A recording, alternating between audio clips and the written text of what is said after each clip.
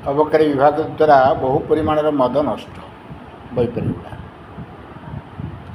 कोरापुट जिला बैपारीगुड़ा ब्लॉक जी मझीगुड़ा पंचायतर तटापुड़ा ग्राम उपरे आज अबकारी महानिर्देशक श्री नरसिंहनाथ भोल और उपनिर्देशक श्री डम्बरूधर खंडा निर्देश क्रमे मिलित चढ़ाऊ करथिले अबकारी विभाग और फ्लाइंग स्क्वाड्र कर्मचारी।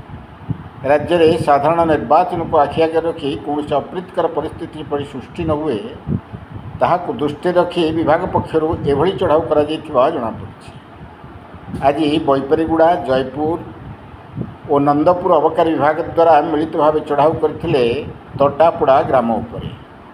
चढ़ाऊ समय महुल पुच 3800 लिटर सह 180 लिटर देशी मद्य नष्ट करा जायछि। गत बुधवार दशमंतपुर दैनिक बजार ठारे एक पिकअप गाड़ी सह जड़े व्यक्ति बिक्री आनिथिबा मद को जबत करने संगे संगे तांको गिरफ्त करथिले अबकारी विभाग। गिरफ्त व्यक्ति कहवा मुताबक आज चढ़ाऊ करथिले तटापुड़ा ग्राम उपरे अबकारी विभाग। चढ़ाऊ समय उपस्थित रही श्रीमती अन्नपूर्णा रथ आईआईसी नंदपुर, चंद्रशेखर पड़ियारी जिला फ्लाइंग स्क्वाड विभाग इन्स्पेक्टर सह 3 जन अबकारी थाना अधिकारी उपस्थित थे। बैपारीगुड़ारू शुभनारायण महांती रिपोर्ट क्रांतिधारा प्लस।